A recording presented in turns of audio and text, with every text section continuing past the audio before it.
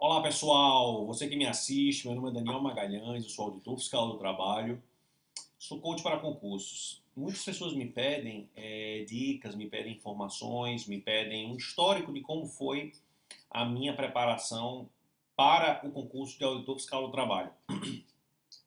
Para quem já me segue nas redes sociais, eu no Facebook sou @prof. Daniel Magalhães, minha página chama Preparação Trabalhista, meu Facebook pessoal também está à disposição, e no Instagram e no Periscope, @prof. Daniel Magalhães. Já falei em muitos casos, em vídeos de estratégia também, de forma geral, como eu me preparei, mas hoje eu venho trazer aqui para vocês um resumo ou um momento dedicado a explicar como foi a minha jornada no concurso para a FT. Em primeiro lugar, eu fiz o concurso em 2006, fiz o concurso em 2010 e fiz o concurso em 2013. Eu fiz 3 provas. Quando eu digo isso, a primeira questão que a pessoa pensa é como eu irei passar na primeira prova de AFT se Daniel passou na terceira. É uma questão que eu acho que tem que ser contextualizada com o fato relativo à minha história.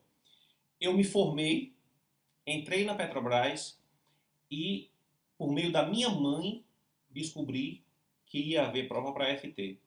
Isso era no começo de 2006. Minha mãe me mandou o link, eu entrei, vi que ia ter prova, foi mais ou menos no comecinho de 2006, prova seria mais ou menos em abril ou maio. Eu tinha mais ou menos uns 3 meses. Comprei 4 livros naquela época. Isso já tem 11 anos, né? Comprei um livro de constitucional, de José Afonso da Silva. Comprei um livro de administrativo, que era de Pietro. Comprei um livro de trabalho, Sérgio Pinto Martins. E comprei o compilado da Saraiva de NRs. Parêntese, hoje eu não faria isso. Esses 3 livros são bons, mas não para esse tipo de prova. Li os 3 livros, li o compilado de NR da Saraiva, que ainda se perpetua como sendo um bom material. Fiz a prova em 2006, foi uma prova se eu não me engano, foram 180 questões EXAF, 3 turnos com 60, sábado à tarde, domingo de manhã e domingo tarde, no qual eu obtive, se eu não me engano, 57% de aproveitamento. Para 3 meses, foi um momento curto de estudo, mas foi um resultado que, na minha opinião, abriu espaço para 2 coisas. A primeira, que é essencial em qualquer formação de um bom concurseiro, ver que é possível passar. Eu vi ali que se com 3 meses eu fiz 57%, com mais tempo eu conseguiria bem mais desempenho, maior aproveitamento nas questões. Primeira coisa que eu vi. E a segunda, que é algo que perpetua-se em mim até hoje, é a vontade de ser auditor e de permanecer vinculado a esse tipo de trabalho. Eu ali naquele momento conheci a carreira mais a fundo e vi, não, isso é com que eu quero atuar.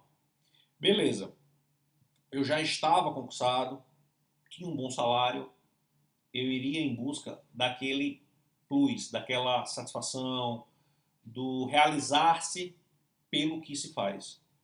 E foi então que eu permaneci alguns anos tocando outros projetos, e quando foi no começo de 2010, saiu novamente o concurso para a AFT.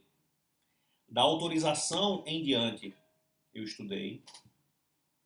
Nesse momento, eu já fiz um estudo diferente.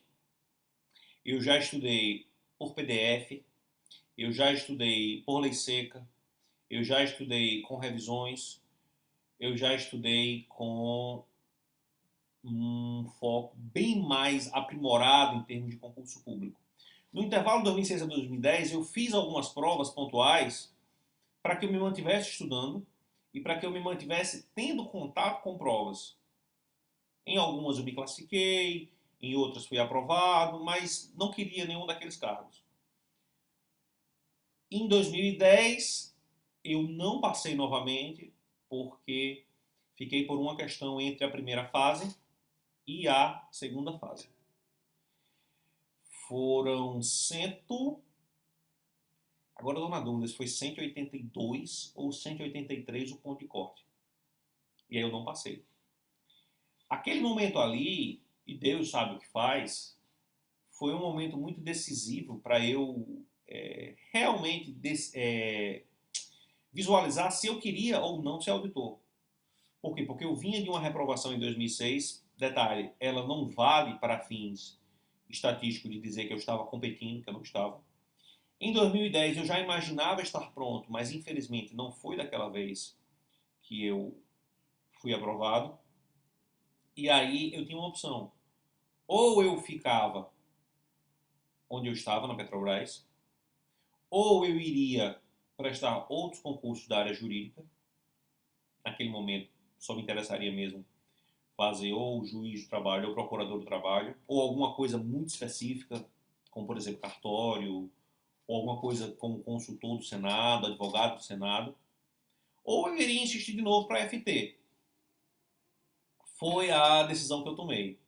Prestei concurso do Senado em 2012, fiz algumas provas para magistratura, mas quando chegou em 2013, novamente no começo do ano o concurso foi autorizado. Dessa vez eu comecei previamente a autorização, janeiro mais ou menos, a autorização foi em fevereiro. Eu recomecei a estudar para a FT.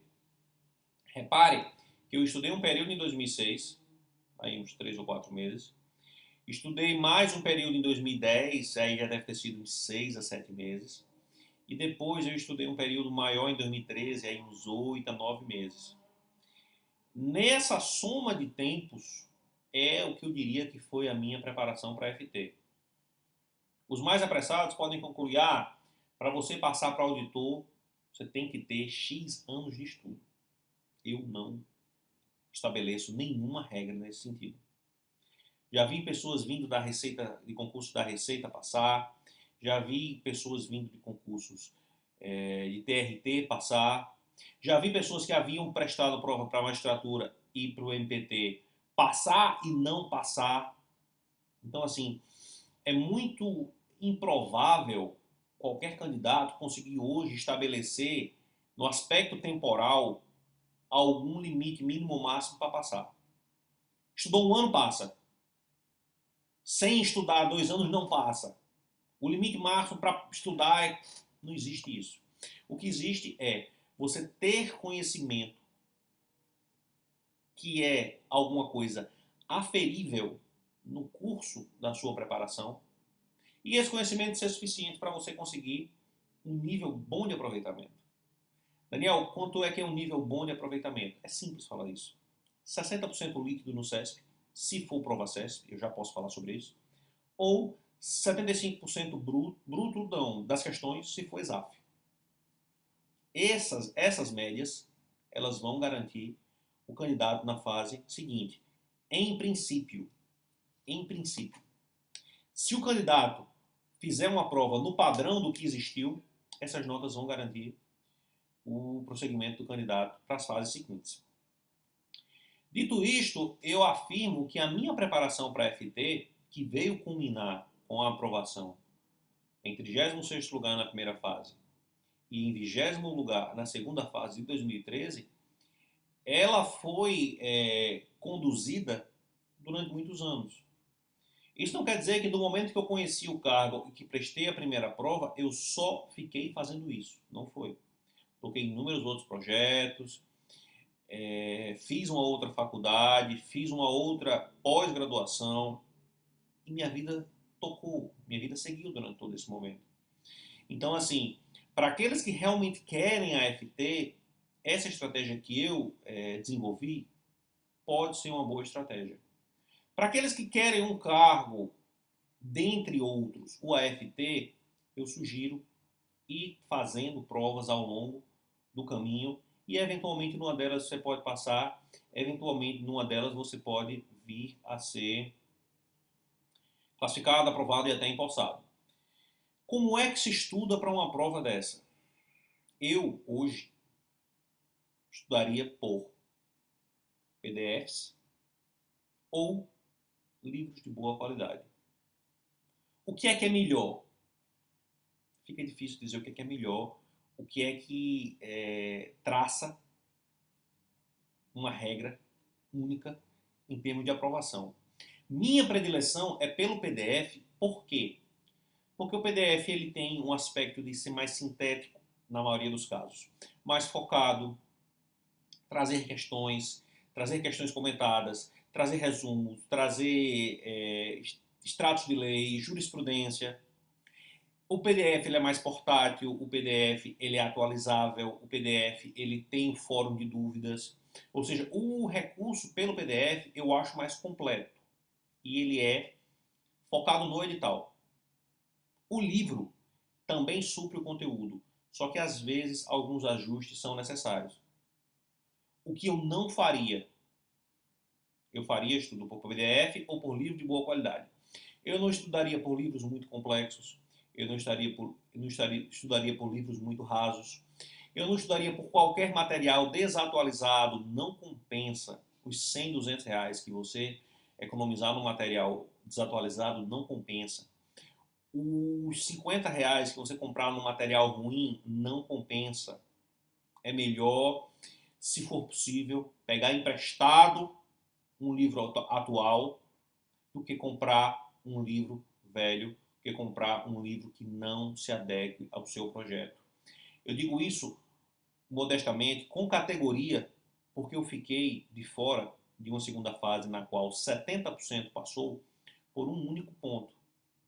Um único ponto pode ser a questão de inglês que eu errei. Eu geralmente fecho as provas de inglês porque eu fui professor de inglês.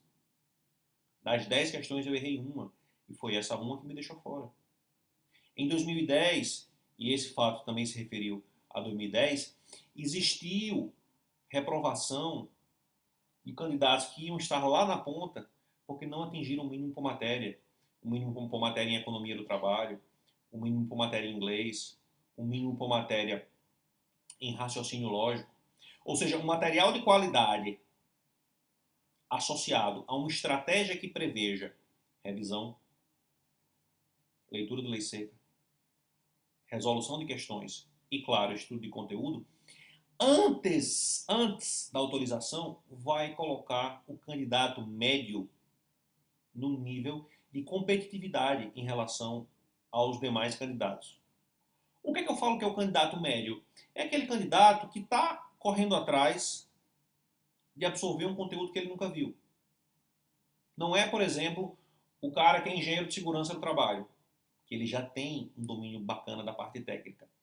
Não é o cara que domina súmulas, OJ do TST, a parte de direito constitucional, direitos humanos, o candidato vindo de uma área jurídica. Também não é. Esse candidato, na minha opinião, ele está um pouco acima. Assim como o candidato de área técnica, um cara que seja médico do trabalho. Tem médico do trabalho hoje na carreira e médico do trabalho almejando esse cargo. Pessoal da área de saúde, de maneira geral, que trabalha com saúde do trabalhador. O pessoal da área técnica que trabalha com segurança do trabalho. E o pessoal da área jurídica que lida com a matéria trabalhista, eles estão um pouco mais na frente. Mas o candidato médio, publicitário, músico, historiador, administrador, contador que não tenha conhecimento em área trabalhista, ele vai conseguir se nivelar ao candidato que venha de um histórico bacana para poder competir numa área multidisciplinar como a área de auditoria fiscal do trabalho, se ele fizer um trabalho de base previamente à autorização. Por quê? Porque quando sai a autorização, o concurso que não estava em pauta, ele passa automaticamente a entrar no cenário de todo mundo. Quem está estudando para um concurso que não está autorizado, em princípio, é quem realmente quer aquele cargo. Eu, que realmente queria, eu não estava. Mas eu tinha uma base, eu vinha de um histórico. Então, aquela pessoa que hoje ela só se veja como AFT, ou ela prioritariamente almeja ser AFT, ela tem que fazer um trabalho de base em 10 disciplinas, pelo menos, antes da autorização. Por que, Daniel? Porque após a autorização você vai ter condição de rever o que precisa ser revisto e buscar antecipar alguma novidade que a banca vai trazer. Detalhe, ninguém consegue adivinhar o que a banca vai trazer. O que se falar hoje em termos minoritários e que vier a ser materializado pela banca, na minha opinião, é chute.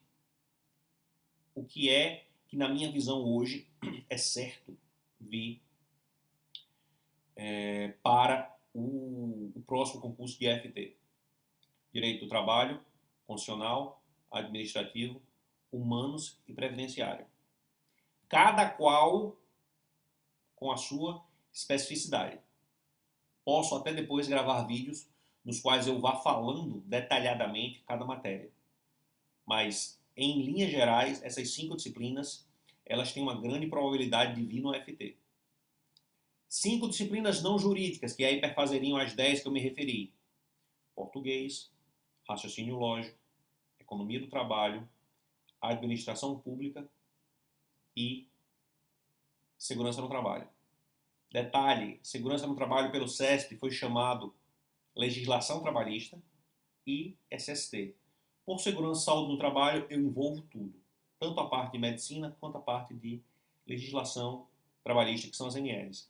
Reparem que esses 10 conteúdos, essas 10 matérias, vão representar pelo menos 80% dos pontos disponíveis para a sua prova. E aí, fazendo um Pareto, quem não souber o que é Pareto, faça um Google e descubra. Convém estudar e aplicar essa estratégia na sua preparação. A pessoa que faz um Pareto e vê que em 10 disciplinas ela vai abarcar 80% dos pontos, rapidamente ela consegue concluir: eu vou investir energia no que é certo cair, no que é essencial e no que tem maior probabilidade de cair pontos, cair questões, obviamente virar pontos, do que investir energia e gastar tempo em matérias que podem ou não vir. Matérias que vieram em 2010, matérias que vieram em 2013, matérias que vieram antes disso e talvez nem retornem. Exemplos, são vários. Auditoria, contabilidade, civil, penal, comercial, informática, inglês, sociologia do trabalho, processo do trabalho. Posso ter esquecido de alguma. São matérias que vêm e vão. Daniel, vale a pena estudar essas matérias? Depende. Depende de em que momento você esteja. Se você na sua autocrítica se reconhece como um candidato em início ou meio de preparação, essas 10 disciplinas elas já vão lhe ocupar um bom tempo. Tempo mínimo, todo mundo me pergunta isso. Quanto tempo? Quanto tempo? Quanto tempo? Às vezes não dá para falar, mas um tempo mínimo aí, 10 meses pelo menos, para você partir do zero e chegar. Como assim 10 meses? Um mês para cada disciplina. Claro, você não vai estudar um mês de trabalho, um mês constitucional, um mês administrativo em série. Você vai fazendo em paralelo, você vai fazendo um ciclo. Eu posso depois gravar um vídeo explicando como se monta ciclos de estudo. Posso mostrar alguns detalhes, mas se a gente for definir um tempo para o candidato fazer esse estudo, ele vai levar aí, dessas 10 matérias, coisa aí de 8, 10, 12 meses pelo menos. E quando esse concurso voltar à pauta, quando for autorizado, quando passar a ser anunciado pelos cursinhos, pelos sites, pelos jornais, etc., provavelmente já vai faltar pouco tempo para se fazer um estudo bacana. E aí, o que iria acontecer, ou o que pode acontecer, que é algo que eu não gostaria que acontecesse com você, é que você ficasse para a próxima edição do concurso. Se a gente estiver falando de uma edição do concurso em 2018, ou 19, ou 20, ou quando for, a gente vai estar falando da segunda edição após a próxima, para 4 anos na frente. Essa prova aconteceu em 2003, em 2006, em 2010, em 2013 e estamos agora em 2017, ainda sem perspectiva concreta de ter esse concurso. Ou seja, o candidato que busque realmente estar no nível de competitividade adequado para o UFT, ele tem que chegar à autorização, na minha visão. O que eu reflito aqui é posicionamento pessoal, sem nenhum vínculo com qualquer instituição, sem nenhum vínculo com a minha função como agente público. Eu relato aquilo que eu fiz e do que eu fiz, o que eu não faria e o que eu repetiria como forma de orientar as pessoas sobre o que deve ser feito. Dito isto, eu penso, não chegaria na autorização sem ter essas 10 disciplinas bem estudadas. Claro que há casos que devem ser vistos isoladamente, mas seria uma linha geral.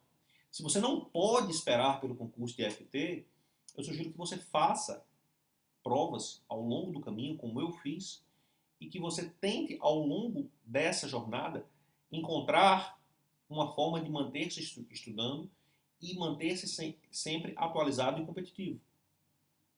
Outra questão que as pessoas se referem com muita frequência para mim nas redes sociais são questões relativas à segunda fase. Esse vídeo eu posso gravar em um segundo momento. Questões relativas à banca. Como se faz prova CESP, como se faz prova ESAF. Eu concluo dizendo que essa foi a minha jornada, essa foi a minha trajetória. Eu sugiro que quem deseje chegar num grau de competitividade hoje não se preocupe com banca, preocupe-se sobretudo com conteúdo e preocupe-se sobretudo em atingir um nível tal de maturidade, de aproveitamento, de conhecimento dessas disciplinas, as 10 que eu me referi, para ver se consegue chegar antes da autorização com esse conteúdo bem trabalhado. Detalhe que entre a autorização e a prova vão existir aí mais ou menos 6 meses. Isso é, se a estatística se repetir. Entre a prova e o edital e a prova, a gente deve ter aí mais ou menos 2 meses. Então, no melhor dos mundos, a gente teria talvez aí de 8 a 9 meses de quando autoriza a quando a prova se realiza. Para quem fizer essa minha estratégia, eu imagino que seja um tempo adequado para se estudar e se rever os conteúdos nesse ínterim aí de 8 a 9 meses. Para quem vai começar do zero, é uma estratégia arriscada e penso que se torna difícil isso. Mas, claro, não posso traçar regras gerais, não devo também traçar cenários que abarquem um sem número de pessoas que estão nas mais variadas circunstâncias, porém, o cenário e a estratégia que, na minha visão, traz maior possibilidade de ganhos e menor possibilidade de insucessos, é essa que eu relatei para vocês. Essa foi a minha história, que eu estou disponível para esclarecer mediante qualquer dúvida que surja que eu não tenha exposto aqui. Mas essa foi minha história numa tentativa de contribuir para quem me assiste e quem busca visualizar como poderia ser uma estratégia vencedora para a próxima prova de auditor fiscal do trabalho. Peço que assinem meu canal, se ainda não o fazem, e que me sigam nas redes sociais. Os meus contatos eles estão abaixo e eu estou à disposição de vocês para o que precisar. Um grande abraço e até a próxima.